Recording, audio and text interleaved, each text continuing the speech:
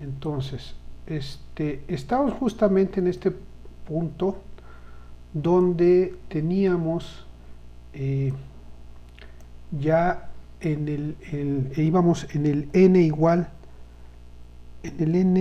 igual a 1 y la dirección de retorno era la 9, la función, el valor de fn1 había quedado pendiente y el valor de retorno. Recuerden que en este dibujo esto representa lo siguiente: en primer punto la dirección de retorno, segundo elemento es el valor que va a entregar como resultado la función, tercer punto es el valor de la variable local n y cuarto punto es el valor del parámetro n. Habíamos comenzado con un n igual a 5 y habíamos ido avanzando en el programa hasta que llegamos a este punto donde tenemos ahora n igual a 1. En el caso en este caso ya tenemos n igual a 1 y estamos entrando a la función fac con n igual a 1. ¿Dudas hasta ahí? Ahí nos quedamos la clase pasada. Y lo primero que hacemos es preguntar si n es menor que 0, no es menor que 0, si n es igual a 0, no, vale 1, y entonces imprimo, necesito el n menos 1, que es el 0 factorial, y en ese momento imprimo esto. A continuación, llamo a la función fac, pasándole ahora el valor de n menos 1. ¿Qué n? Pues esta que está hasta arriba, n menos 1, n vale 1, n menos 1 vale 0, y llamo entonces a la función fac nuevamente, creando por efecto de esa llamada, nuevamente encima de esto, un nuevo frame, que a su vez, ya lo estuvimos viendo, tiene los 4 elementos que hemos estado manejando: la dirección de retorno, el valor de retorno, las variables locales y los parámetros. La dirección de retorno tiene que regresar a terminar la instrucción 9 cuando acabe la llamada a la función fac. Por lo tanto, aquí guarda un 9. Después, no conozco todavía el valor de retorno. Ay, ¿por qué no se ve? Ah, ya sé. Permítanme un momento. Es que seguramente aquí.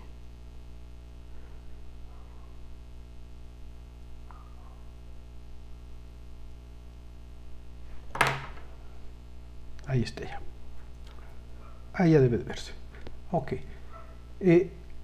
El valor de retorno, con el valor de retorno va a poder evaluar la instrucción, la función 9, la instrucción 9, pero pues todavía no lo tengo. Entonces llama a la función fac y en ese momento, el aire server se murió.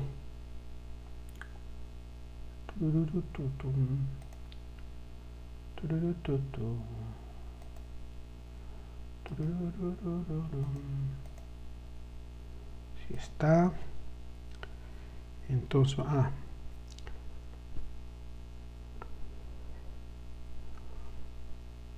ya debe de funcionar. Ahí está el air server. Ok. Perdón por estos inconvenientes técnicos. Ok. Y entonces llamo a la función fac creando este frame y pasando como n el valor n-1, el valor 0. Este es el valor de la 9 a n. La función, la variable fn1 es esta, y no pierdan de vista, es el valor de retorno que todavía no lo calculo. Y entro a la función nuevamente. No me interesa que sea la misma función que sea otra, simplemente entro a la función y hago lo que dice la función. La función nunca se está preocupando o cuando se está ejecutando la función, nunca hay una preocupación acerca de dónde viene, simplemente ejecuta lo que el código dice. ¿Qué dice el código? ¿N es menor que 0? No, porque N vale 0. Y aquí viene el paso importante. ¿N es igual a 0? La respuesta sí, N vale 0. ¿Por qué? Porque el frame de hasta arriba tiene una variable N que vale 0. Oye, ¿y qué pasa con todas las N que están abajo? Esas están, por decirlo de alguna manera, inactivas, en invernación. ¿Hasta cuándo? Hasta que desaparezca este frame que está hasta arriba, porque el frame que está hasta arriba es el que manda. Y entonces, como N vale 0, en ese momento voy a ejecutar el código de las líneas 6 y 7. El código de las líneas 6 y 7 ya no hace una llamada recursiva, y eso es un punto fundamental. Este es el punto de salida del proceso recursivo. Si yo no tuviera esa salvedad, si no tuviera el código entre las líneas 2 y 7, entonces me quedaría en un eterno llamado recursivo. Nunca terminaría. Pero sí existe, y entonces, ¿qué hace? Imprime factorial de 0 igual a 1. Aquí está. Y a continuación hace return igual a 1. Este return tiene dos efectos. Primero, regresa un valor 1 como resultado de la llamada a la función. ¿Qué significa eso? Que ahora sí ya puedo evaluar este valor de retorno.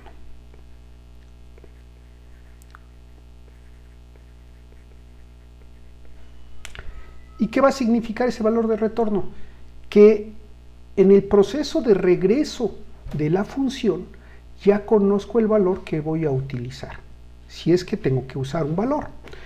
Entonces, como encontré la instrucción return en la línea 7, ¿qué es lo que hago? Retiro del stack justamente esto que está hasta arriba. Lo retiro, no olvidando dos cosas: que la dirección de retorno en este momento tengo que regresarme a ejecutar lo que en la línea 1, en la línea 9. Y además que el valor que voy a utilizar en caso de requerirse un valor de retorno es el valor 1. En ese momento ahora el frame que está activo es justamente este de acá. ¿Qué proceso sigue? ¿Qué proceso sigue entonces?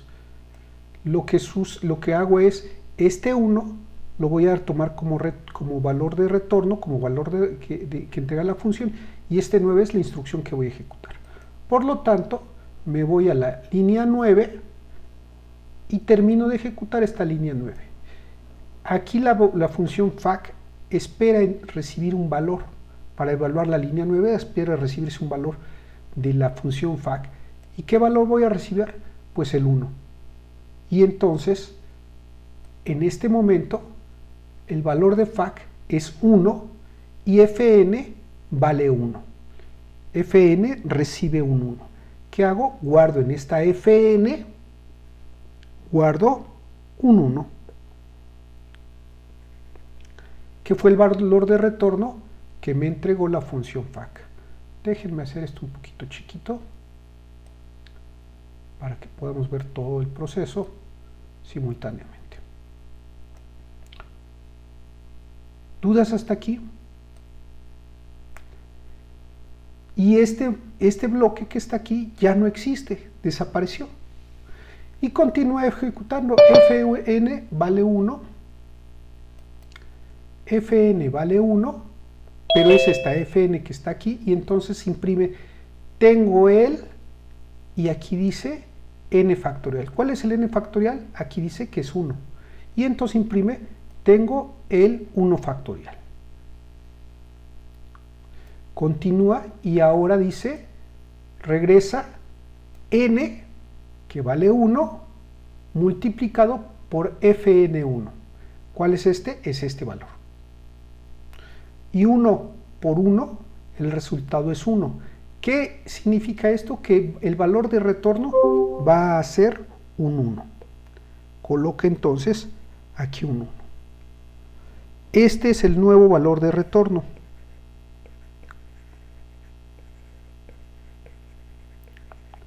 Y como encontró la instrucción return ¿Qué es lo que hace? Pues va a retirar ahora este elemento que se encuentra hasta arriba del stack. Retira ahora este elemento, lo retira. Y este ya había desaparecido. Y entonces, ¿qué hace con este elemento? Lo retira. Y ahora la pila se ve así. Si quieren verla completa. La pila se ve así. Y este valor y este elemento desaparece. Va a la basura. ¿De acuerdo? Pero antes de irse a la basura, recupera la dirección de retorno. Es la dirección 9. Y el valor de retorno es 1.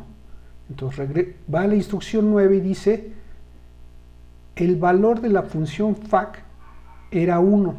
Aquí está. ¿Cuánto le asigno a la variable fn? Un 1. ¿A cuál fn? A la que está hasta arriba de la pila de los frames. Y entonces aquí coloca un 1. Coloca un 1 aquí. Y como coloca un 1 aquí, entonces continúa. Este frame ya desapareció, ya no me interesa y simplemente se borra, se regresa el contenido o el espacio de la dirección a la memoria. ¿A dónde tenía que regresar? A la dirección 9. Llego a la dirección 9 y continúo ejecutando la función, pero con base en este frame que está hasta arriba. Y ahora dice, fn vale el contenido, lo que te regresó el fac. Pero lo que me regresó el fac, si recuerdan, acá estaba, lo que me regresó el fac fue un 1. Y entonces tomo este 1 y lo asigno a la variable fn1.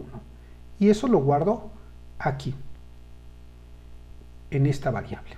¿De acuerdo? ¿Dudas hasta ahí? ¿No hay dudas? Una vez que he hecho eso, imprimo tengo el n factorial. ¿Qué n? Este que está acá. Y entonces imprimo el 2 factorial. Tengo el 2 factorial. Esto que estaba acá desapareció en ese momento y simplemente ahora estoy trabajando bajo este esquema. ¿Qué hago ahora? Regreso el valor de n por fn1. n vale 2, fn1 vale 1. ¿Qué valor va a regresar? Pues 2, porque 2 por 1 es 2, hasta donde yo me acuerdo, y entonces queda aquí el 2. Pero como hay un return, entonces significa retira de la pila el frame que tienes hasta arriba, retíralo de la pila, sin perder de vista que lo que tienes aquí es valor de retorno 2, instrucción a ejecutar la 9. Voy a la línea 9 y trato de ejecutar esta línea. El valor de retorno de fac era 2, aquí dice que es 2. Y tomo ese 2 y lo guardo en la variable fn1. ¿Cuál fn1? Pues la que está en el tope del stack. Este no está en el tope, este es el que está en el tope. Y entonces aquí guardo un número 2. Una vez que guardo el número 2, entonces voy a ejecutar la línea 10. Mientras tanto, esto ha desaparecido. ¿Preguntas hasta ahí? ¿Qué hago ahora? Imprimo, tengo el n factorial. N vale 3 y se imprime, tengo el 3 factorial. Continúo con este proceso que es bastante tedioso y simplemente ahora hago un return utilizando n y fn1. Y n vale 3, fn vale 1, vale 2 y 3 por 2, el resultado es 6. Y coloco entonces aquí un número 6. Coloco ahí el número 6. Y ahora regreso. Como es un return, retiro el frame que está hasta arriba, lo retiro y ahora mi frame que está en el tope del stack es este. La dirección de retorno es 9 y el valor de retorno es 6. La dirección de retorno es 9, quiere decir que debo continuar ejecutando la instrucción 9 con el valor de retorno que me entregó FAC. ¿Cuánto me entregó FAC? 6. Aquí dice que me entregó 6. Y entonces tomo ese 6 y lo guardo en la variable fn1. Por lo tanto, coloco aquí un 6. Y este frame desaparece.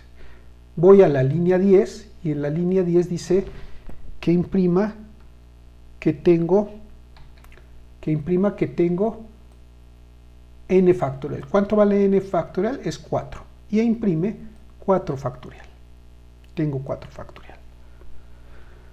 Continuando con todo este proceso, entonces, llego a la línea 11 y en la línea 11 dice vas a regresar el valor de n por fn1. Y es 4 por 6. 6 por 4 es 24. El valor de retorno ahora es 24. 24. Y como es un return o otra vuelta de retiro, este frame de la pila. ¿Qué hago ahora?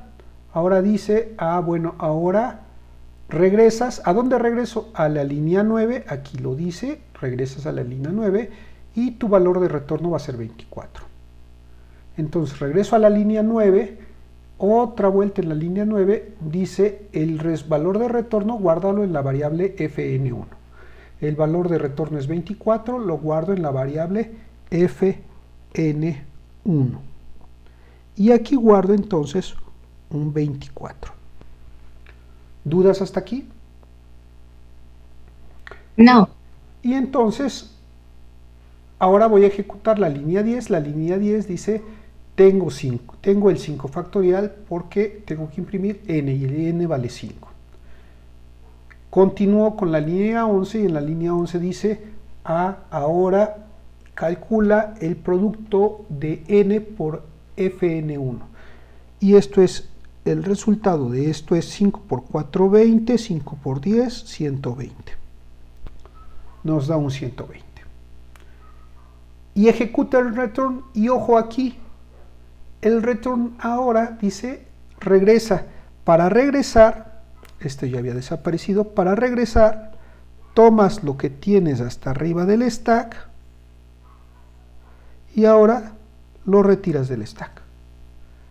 ¿Cuál es tu valor de retorno? Mi valor de retorno es 120. Y la dirección de retorno, ojo, aquí la dirección de retorno es 15. Por lo tanto, me voy a hacer lo que me faltaba realizar en la línea 15. Bueno, aquí la dirección de retorno debió de haber sido 14, no 15. Me voy a realizar lo que me faltaba realizar en la dirección 14, porque me faltaba completar la línea 14.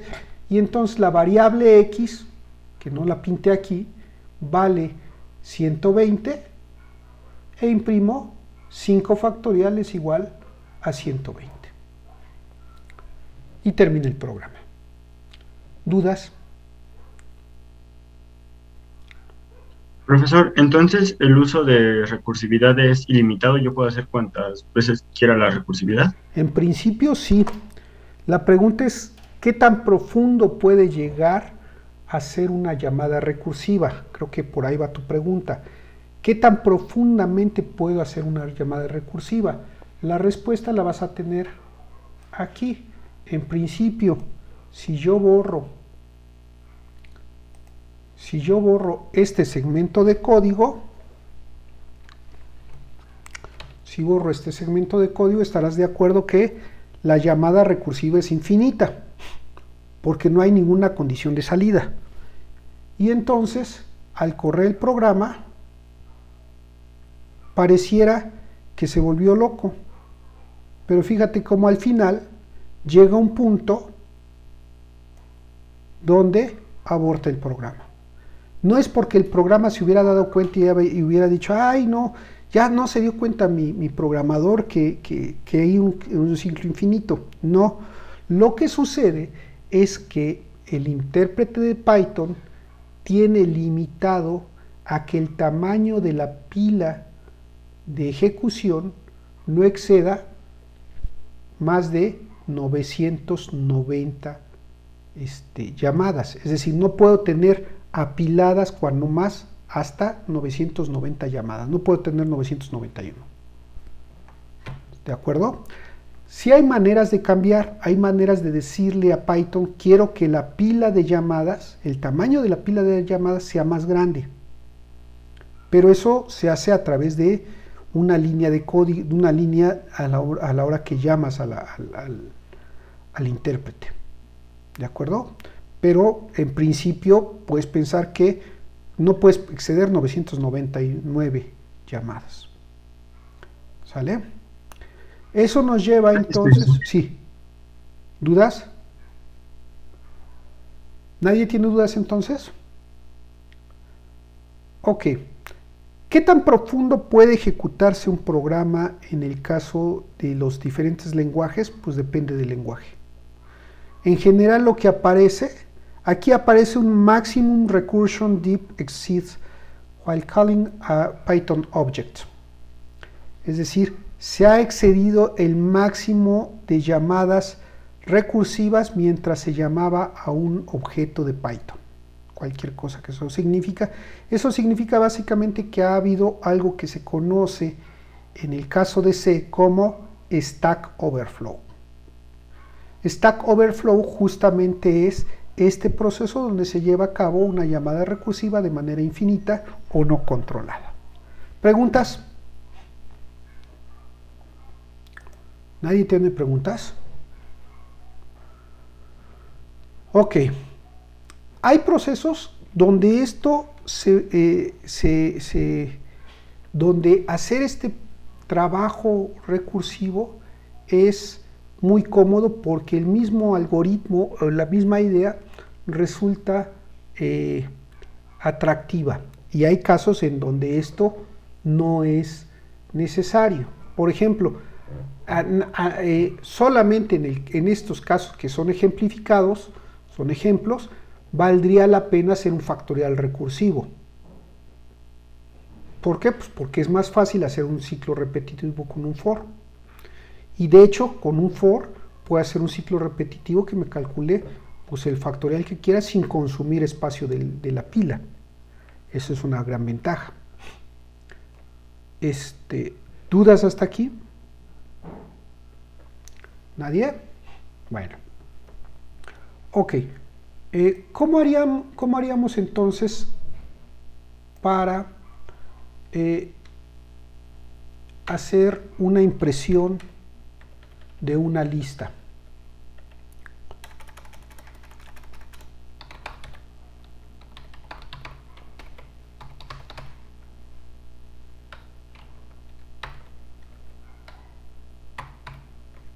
Entonces, voy a hacer primero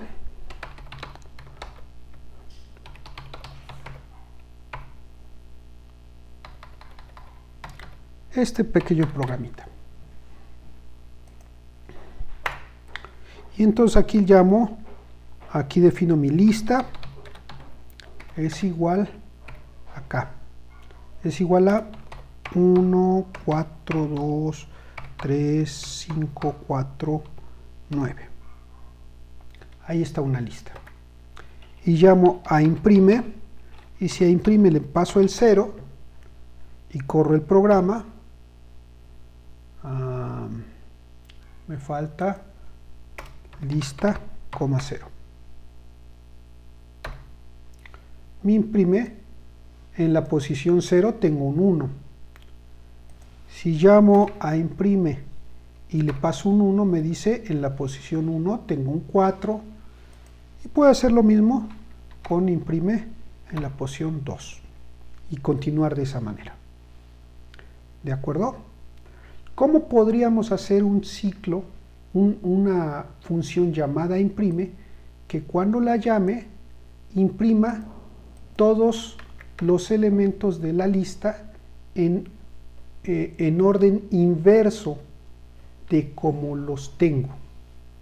Es decir, quiero imprimir la lista, pero quiero imprimirla en orden inverso. 9, 4, 5, 3, 2, 1, 4, 1. ¿Cómo lo haría de manera recursiva? Queda claro que lo podemos hacer de manera no recursiva, pero quiero concentrarme en la manera recursiva. Bueno, en la manera recursiva podría ser así, a ver qué les parece. Imprime inverso, lista. Le paso la lista y llamo a imprime, le paso la lista, le paso la longitud de la lista, -1. Eso, ahí lo que haría, si llamo a imprime inverso, y solamente le paso a la lista como dice que debe ser el parámetro, si corro el programa, que puse mal, lo escribí mal. Es solo len. Len, gracias.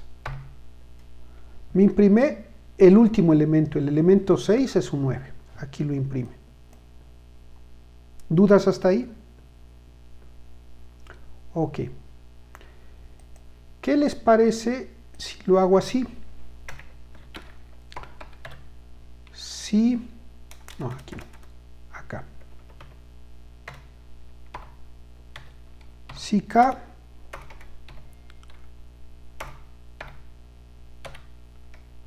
bueno, la parte recursiva. ¿Cómo haría la parte recursiva primero? Ya que imprimí K, puedo agarrar y decir imprime de la lista el valor K-1. Y ya.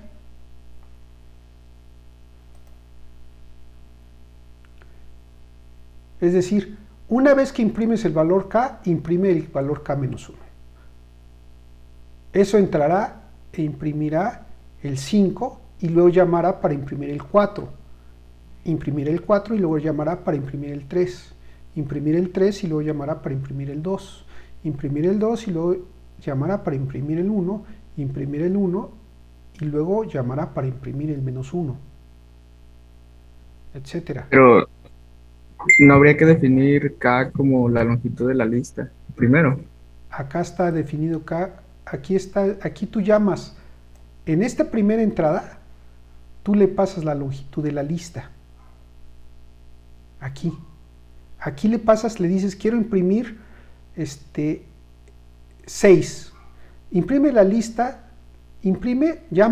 perdón, le paso la lista y le paso un 6. Aquí K recibí un 6. Déjenme hacerlo más grandecito esto, eso. Ahí se ve mejor. Aquí K vale 6. Cuando entra, vale 6. ¿Estás de acuerdo? Sí. Entonces, como K vale 6, imprime el elemento 6 de la lista, que es el 9. Y luego llama a imprime a la lista y le pasa 5. Eso hace que entre nuevamente a este proceso y ahora imprima 5, K de 5, lista de 5. Y luego aquí llama nuevamente a imprime y le pasa K-1 que vale 4. Y empieza ahí, está el proceso recursivo. ¿Sí te queda claro, Antonio? Sí, profe, gracias. ¿Cuál es el problema de esto? Es infinito, ¿no? Es infinito. Si yo lo corro, marca un error. Y aquí está el error. Índice fuera de rango. Índice de la lista fuera de rango. ¿Por qué? Pues porque en algún momento los negativos van a dar lata. En Python se vale se vale tener índices negativos, eso ya lo debemos saber. Pero por eso imprime hasta el -7. Ya el -8 no, y el -8 genera un fuera de rango. ¿Qué es lo que tengo que hacer? Establecer mi condición de terminación recursiva. ¿Cómo establezco mi condición de terminación recursiva? Colocando aquí una condición. No, aquí no. Dale en ese mismo punto. Colocando aquí una terminación. Si K es menor que 0, entonces ya no imprimas y simplemente termina. Le voy a poner aquí un return simplemente por costumbre. Y aquí el return también por costumbre. Los puristas van a decir que ya ni la muelo, que así no se hacen las cosas, pero pues ni modo. ¿Dudas? Esta es mi condición de salida. Esta es la condición que rompe la recursividad. Cuando yo entre a llamar a la función y le dé un valor negativo, no va a funcionar. Obviamente podemos poner K menor que 0 o K mayor o igual que len de lista, para cuidar que no se le ocurra al usuario llamar a un imprime inverso a esta función imprime con un valor mayor del tamaño de la lista. ¿Dudas? Por cierto, alguien me preguntaba la clase pasada que por qué no tenía este triangulito. Ya revisé, ya no me acordaba.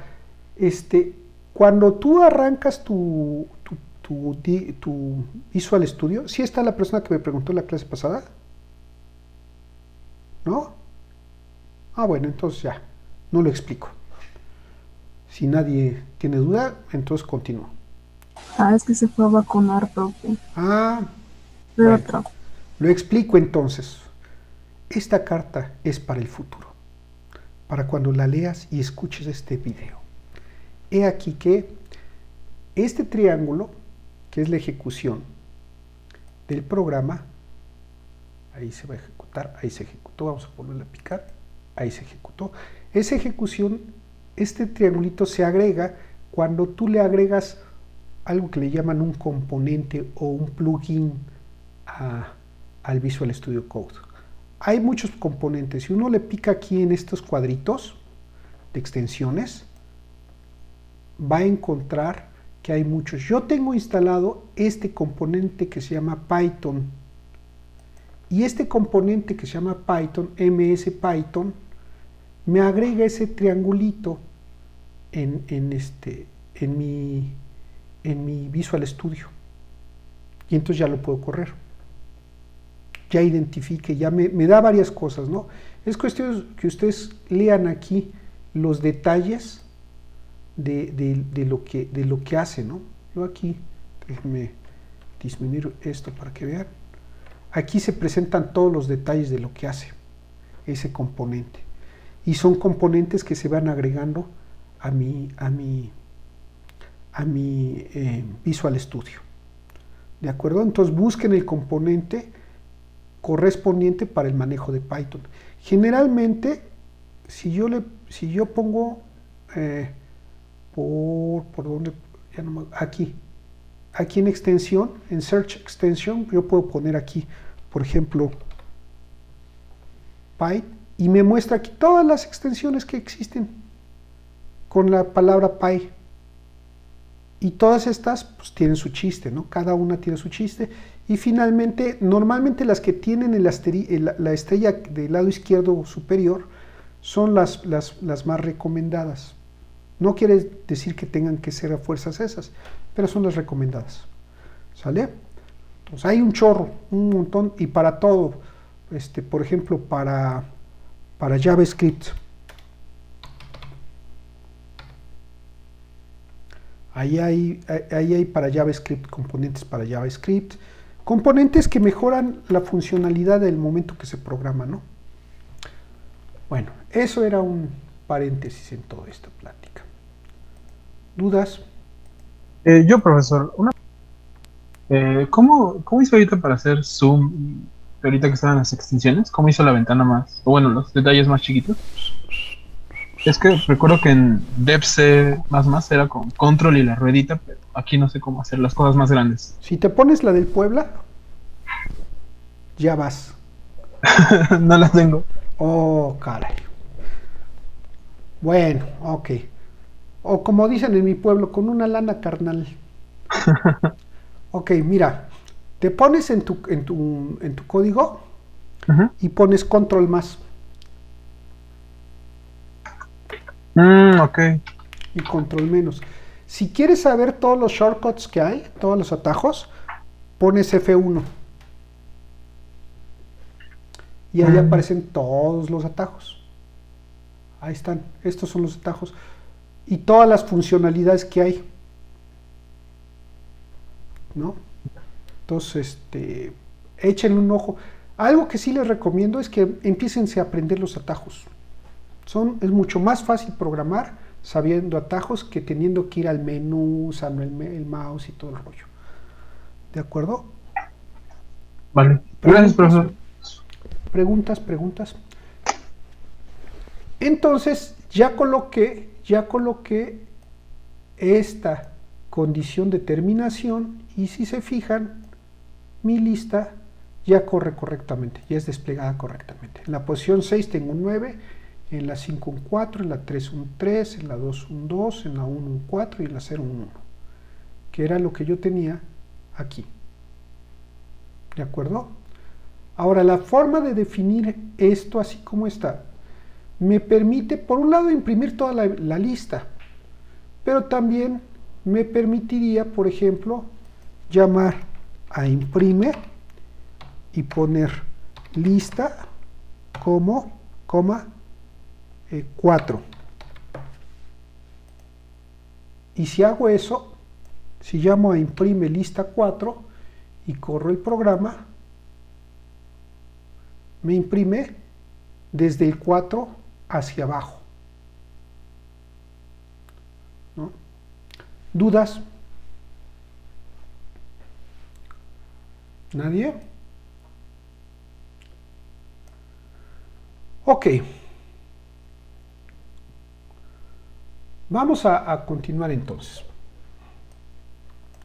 Este asunto de la recursividad, vamos a regresar a él cuando veamos una técnica de programación que se llama backtrack. Backtrack es una técnica de programación que usa recursividad de una manera muy importante. La vamos a ver y vamos a platicar un momento de ella. Por lo tanto, vamos a empezar ahora a ver algorítmica. Es decir, ¿qué es lo que nos toca ahora ver? Bueno, ya vimos rápidamente, aunque fue muy rápido, cómo se puede evaluar la eficiencia de un algoritmo y qué significa que un algoritmo sea de orden cuadrada o de orden lineal o de orden log base 2n. Me falta dejarles una tarea respecto a eso. La voy a dejar, no crean que se me ha olvidado. También tengo una tarea ya preparada para que hagan lo que era el equivalente al examen de Python, pero pues es hacer un programita del cual vamos a hablar al final. Y ahora nos toca empezar a hablar de las técnicas que tradicionalmente se han estudiado y aprendido respecto a cómo resolver problemas en esta área de computación.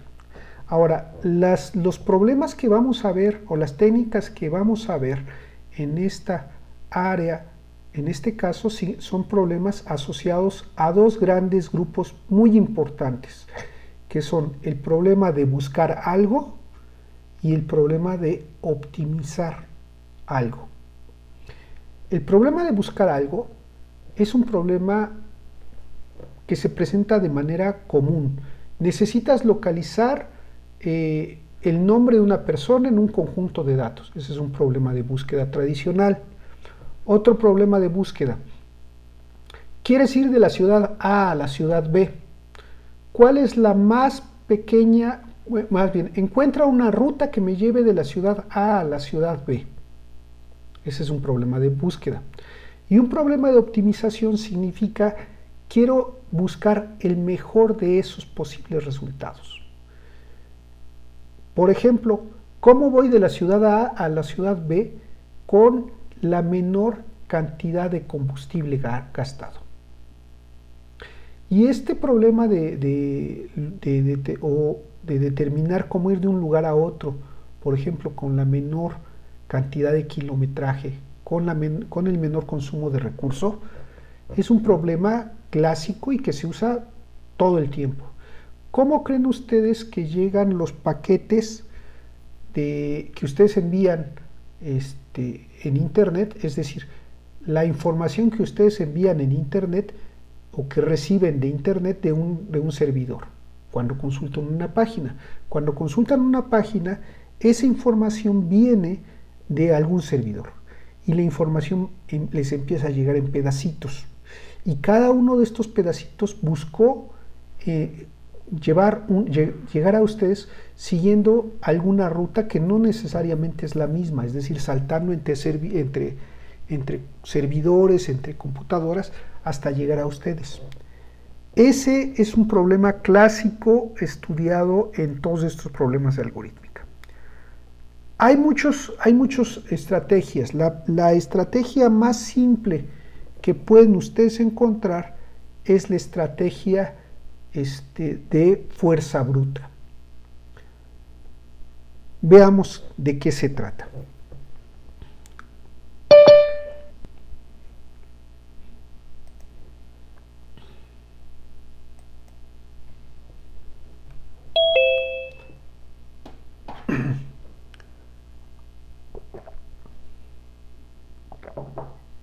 Perdón, pero se me secó la garganta. Ok.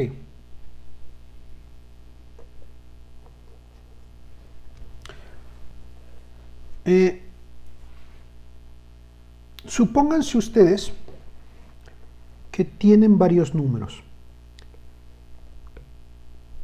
6, 4, 8, 9, 3, 1, 2.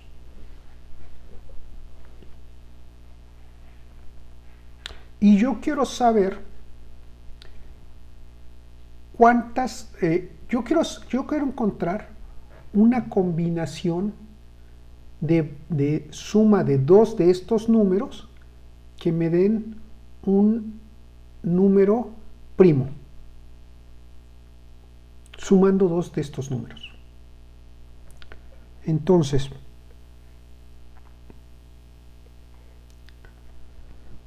¿cómo le hago?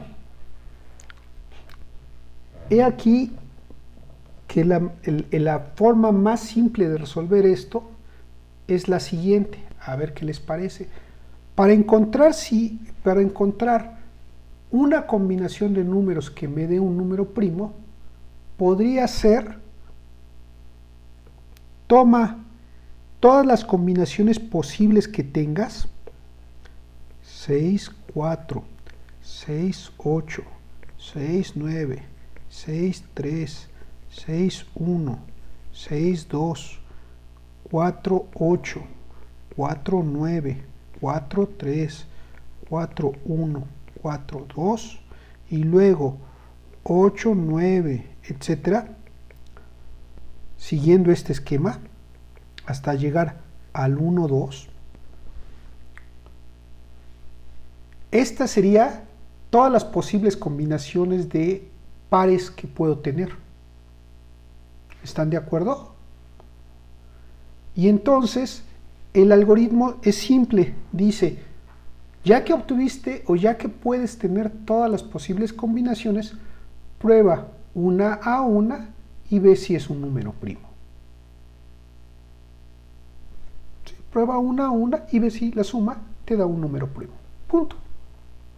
Entonces, tomo esto, 6 y 4, 10. ¿10 es un número primo? Pues no. 8 y 6, 14. ¿Es un número primo? No, es par.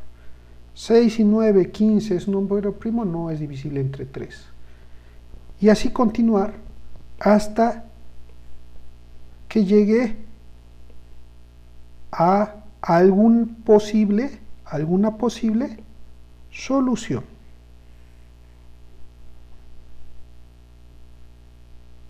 Seis y 1 es 7 y 7 es un número primo.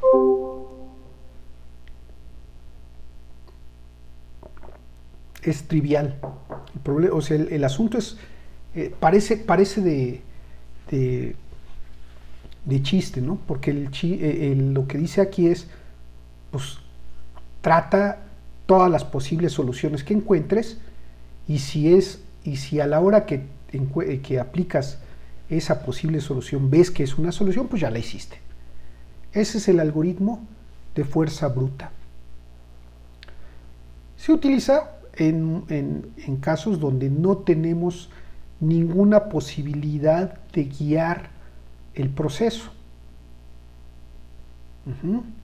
¿Y cómo formularíamos de manera, por decirlo de alguna manera, algorítmica el algoritmo de fuerza bruta?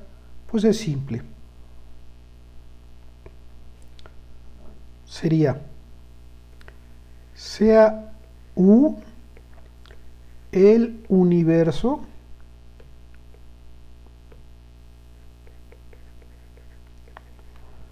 de posibles posibles soluciones. Una solución es una solución posible, de candidatos más que posibles. Vamos a poner de candidatos.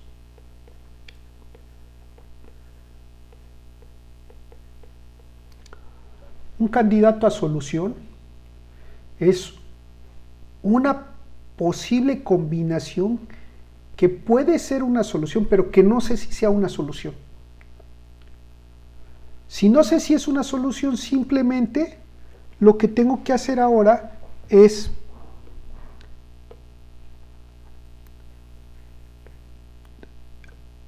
formular sea f de s una función de validación de solución. Es decir, f de s me devuelve true si S es una solución.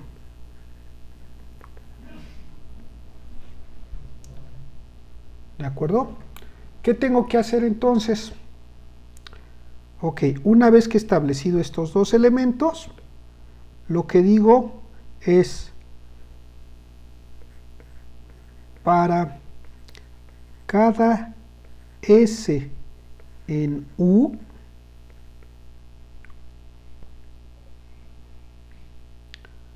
si f de S es igual a true, S es solución.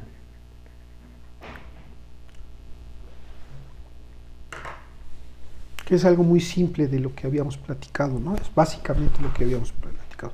Significa, toma una posible solución del universo de candidatos a soluciones, revisa si es una solución, y si es una solución, pues ya la hiciste.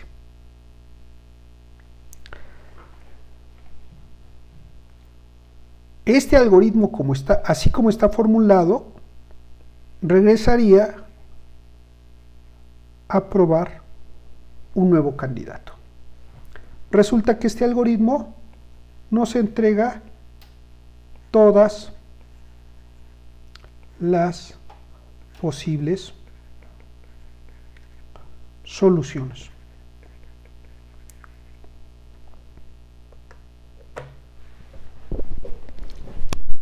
El chiste está en entender, y aquí es la parte más difícil de esta primera parte de algorítmica, entender que no se trata de que yo me imagine cómo solucionar el problema. Se trata simplemente de que ya tengo la forma de resolver cualquier problema que sea de búsqueda y lo único que tengo que hacer es determinar dos cosas. El universo de candidatos a solución y la función, y tengo que establecer la función de solución. Si yo tengo una manera de determinar cuáles son las posibles soluciones y tengo una manera de verificar que ese candidato a solución es efectivamente una solución, entonces ya resolví el problema. Porque lo único que tengo que hacer es aplicar esto. Se acabó. Y ni siquiera tengo que ponerme a pensar. En el caso que platicábamos de la suma de los impares, de la suma de dos números que me dan un número primo, en este caso, el universo son todos estos valores. Todos estos son el universo. Y la función de solución, la función fs, es una función que me determine si la suma es prima o no. Punto.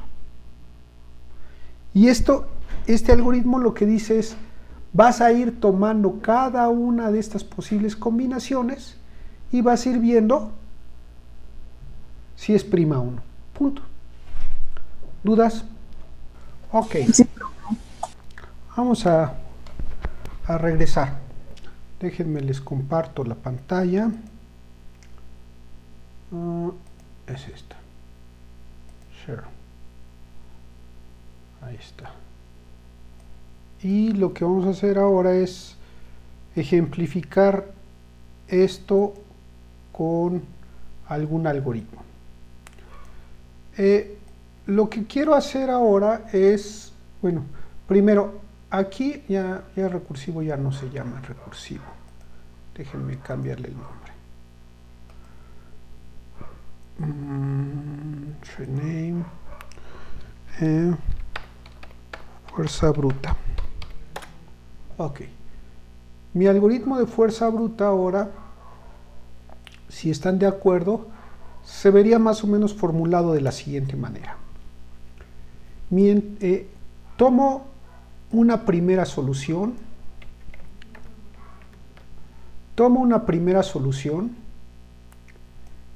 Y esa solución la voy a representar a través de la variable c. Y simplemente digo, mientras exista un candidato llamado c, y si ese candidato es válido, entonces muestro ese candidato como una solución, o utilizo ese candidato para ese candidato que es solución, lo uso para alguna actividad. Y ya sea que encontré el candidato o que no lo encontré, si que encontré la solución o que no la encontré, lo que hago es tomar el siguiente candidato. Y regreso nuevamente y estoy dando vueltas aquí para todos los candidatos que existen en el mundo mundial.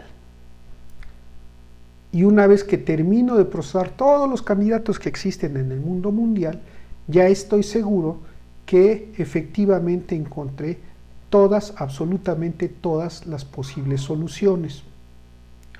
¿De acuerdo? ¿Preguntas hasta aquí? Y vamos a ver. Voy a poner este problema. Déjenme, lo copio acá y lo pego aquí. Y el problema es el siguiente. Hay que encontrar todos los números divisibles entre 13 que existan entre el número 14 y el 100. Recuerden que esto es simplemente un ejemplo didáctico. Entonces, hay que encontrar todos los números divisibles entre 13, que existan entre el número 14 y el 100. Y además que sea par. Y además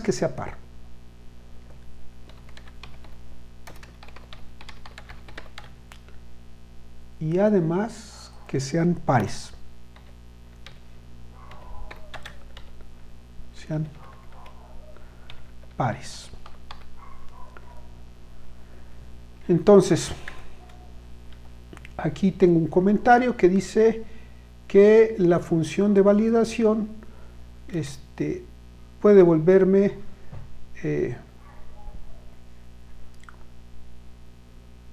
bueno, aquí no es la función siguiente. Puede, por ejemplo, regresar un 0 o un número negativo para indicar que no existen más candidatos.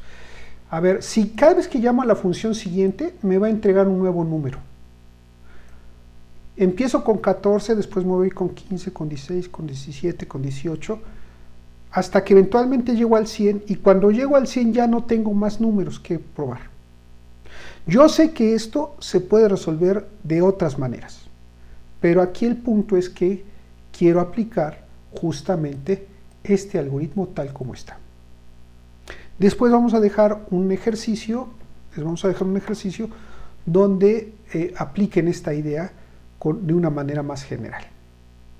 Y entonces voy a comenzar a resolver el problema. ¿Hay dudas hasta aquí? ¿Cuál es el problema? Lo primero entonces es formular mi algoritmo de fuerza bruta y a partir de ahí definir qué es lo que necesitaría yo para aplicar completamente mi algoritmo de fuerza bruta. Entonces voy a definir mi algoritmo que se llama llamar fuerza bruta. Y fuerza bruta es un algoritmo que requiere que lo primero que tiene que hacer es obtener un candidato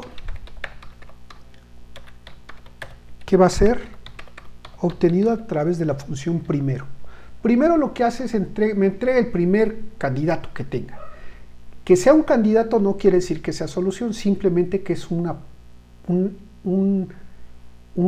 combinación que pudiera ser una solución. No sé si sea solución o no sea solución, sino hasta que lo pruebo. Y entonces voy a poner aquí while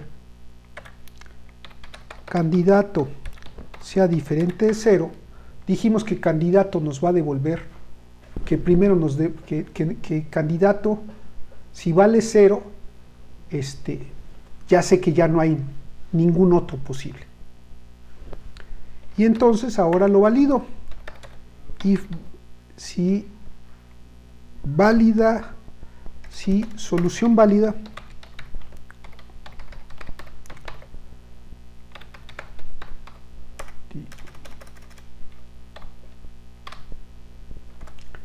si candidato es una solución válida, por ejemplo, lo proceso.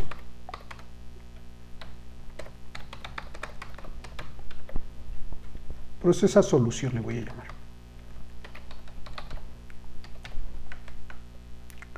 Es decir, hago algo con esa solución. Por ejemplo, imprimirlo, guardarlo en un archivo, no sé, algo en particular. Y una vez que he hecho eso,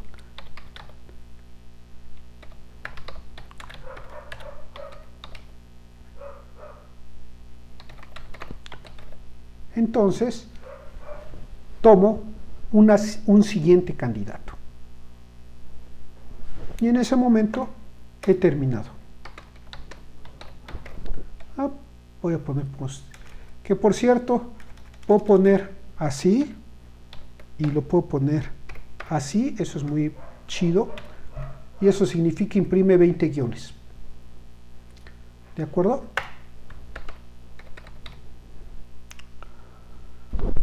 Ok.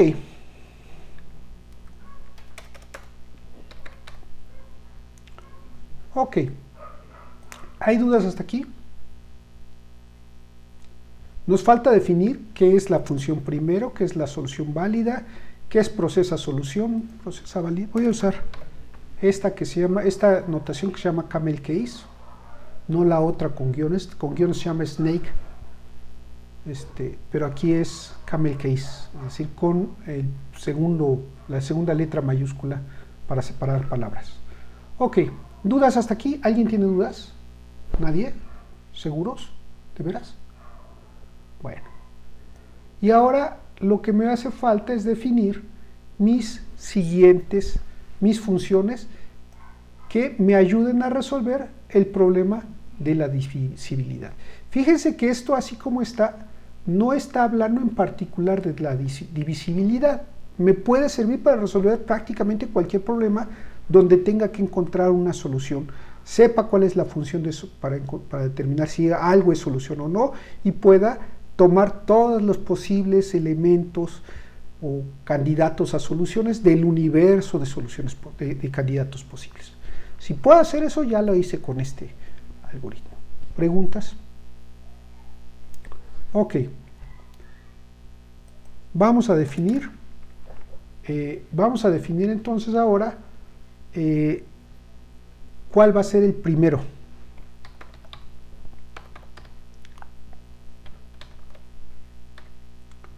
El primero. Voy a definir universo como los valores que están entre 14 y 101. Y eso lo convierto en una lista.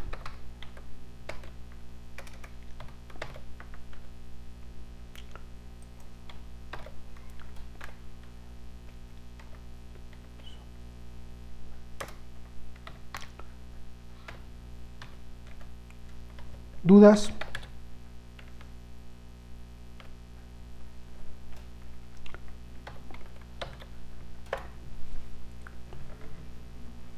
El primer elemento de mi lista es list. No, mejor no me gusta así. Así no lo vamos a hacer. Vamos a hacerlo así. Primero, yo sé que el primer elemento es el 14. Regreso el 14. Y siguiente,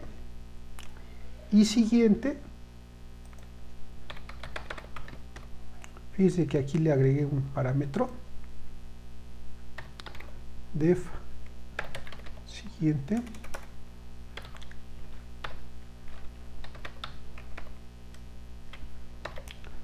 recibe C,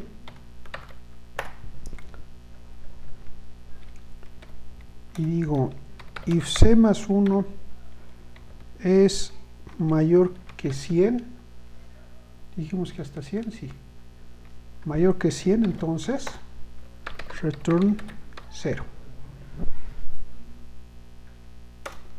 Es decir, ya no hay candidatos porque ya el candidato actual es 100, cuando menos. Pero si no, si el candidato no ha llegado a 100, entonces C más 1. ¿Dudas? ¿Nadie tiene dudas? Ok. Voy a hacer un poquito chiquito esto. Ahí está. Con eso ya tengo forma de iterar sobre todos los posibles valores de mi universo. ¿Preguntas? Ok. Ahora, ¿qué tengo que encontrar ahora? Proporcionar ahora una manera de determinar si una solución, si un candidato es una solución válida.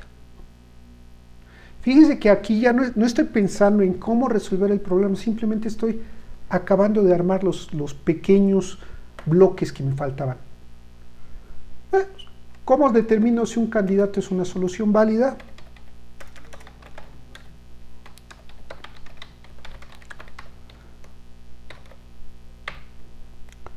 Un candidato es una solución válida bajo dos principios: que sea divisible entre 13 y que sea par. No me interesa dónde haya llegado ese candidato a solución. Si es divisible entre 13 y es par, y sé que es un candidato a solución y satisface eso, sé que ese candidato es una solución. Si no satisface eso, sé que no es una solución, punto. No me estoy metiendo en cómo resolver el problema. Simplemente estoy armando los bloques que me faltan a mi algoritmo de fuerza bruta. Y ahora, ¿qué hago? Digo, si C es divisible entre TS, eso significaría que es divisible entre 3, ese es el módulo, la división, el residuo de la división es 0, si es divisible entre 13 y además C es par y es divisible entre 2, entonces regreso un true. Y si no, regreso un false. Ya sé que esto lo puedo poner en una sola, etcétera, etcétera, pero no me voy a meter en más asuntos. ¿Dudas? Ya tengo la forma de verificar si algo es una solución. Ya tengo la forma de ir tomando los posibles candidatos. Y lo único que me falta es decir qué voy a hacer con esos candidatos cuando sean solución y cuando los haya encontrado. Cuando encuentre una solución. Y en este caso, cuando encuentre una solución, déjame cerrar la terminal, cuando encuentre una solución,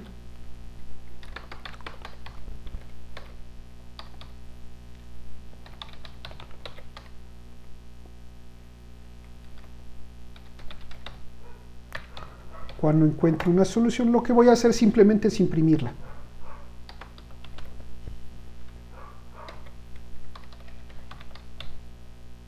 Podría guardarla en un archivo, podría guardarla en una lista, no lo sé, pero ese es básicamente el proceso. Y ya terminé, ya resolví el problema. No me puse a pensar o no batallé con esto, simplemente llené los pequeños cuadros que me faltaban en la estructura y termino. Veamos a ver si funciona, igual y no funciona.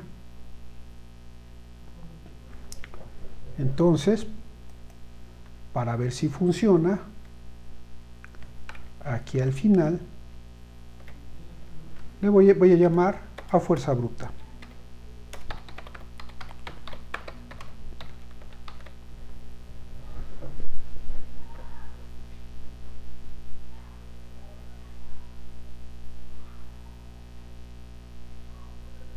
Y ya, si corro el programa, voy a correrlo, espero que no falle. San binario, ayúdame, San binario, ayúdame, San binario, protégeme. Ahí está. 26, 52 y 78 son múltiplos de 13, divisibles entre 13, que están entre 14 y 100, y además que son pares.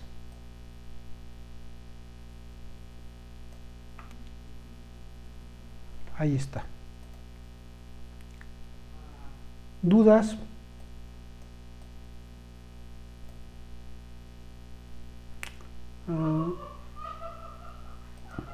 Voy a imprimir esto, permítanme un momento. Voy a imprimir esto. Permítame. Pablo, baja el volumen de tu risa, por favor. Listo, a ver, veamos. Nada más para que se vean en línea.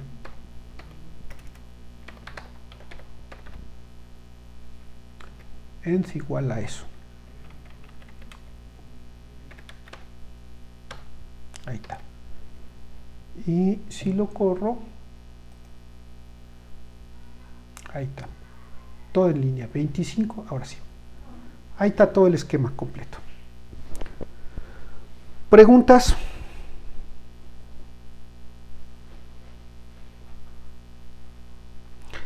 Ciertamente no es la mejor manera de resolver todos los problemas, pero es una posible manera. ¿Es útil este algoritmo? Tal vez. A veces no sabemos ni cómo resolver el problema. Es más, ni siquiera sabemos si tiene solución. Y entonces, este algoritmo nos ayuda a probar todas las posibles soluciones. Y, si no, y encontrar todas las posibles soluciones. Si yo solamente quisiera encontrar una solución, entonces este algoritmo podría terminarlo agregando aquí un return. Si agrego un return en ese punto, cuando corro el programa, me encuentra una única solución. La primera que encontró esa, y con eso termina. Si yo no le agrego el return, entonces encuentra todas las posibles soluciones. ¿De acuerdo? Al algoritmo, cuando busca y encuentra todas las posibles soluciones, se le conoce como búsqueda exhaustiva. Es decir, este algoritmo se puede tardar 1000 años, pero yo estoy seguro que va a encontrar todas las soluciones. Todas. ¿De acuerdo? ¿Preguntas? ¿Nadie? Ok. Yo tengo una duda, profe. Sí. Por ejemplo, cuando dice solución válida candidato en la línea 37. 36, ajá, 36, si llega el término false, ¿dejaría de correr el programa? No, fíjate, solución válida regresa un true cuando 13 y C, cuando el candidato que C es divisible entre 13 y entre 2. Es cuando me entrega el true. Y me entrega un false cuando no es divisible o alguna de estas dos condiciones no se cumple. En ese momento, cuando en la 36 se llama la función solución, va a recibir un true o un false. Si recibe un true, significa que ese candidato es una solución. Y si es una solución, procesa el candidato. ¿Y qué hace después de procesarlo? Toma el siguiente candidato. Y vuelve a regresar, entra al ciclo otra vuelta y vuelve a revisar si ese nuevo candidato es solución.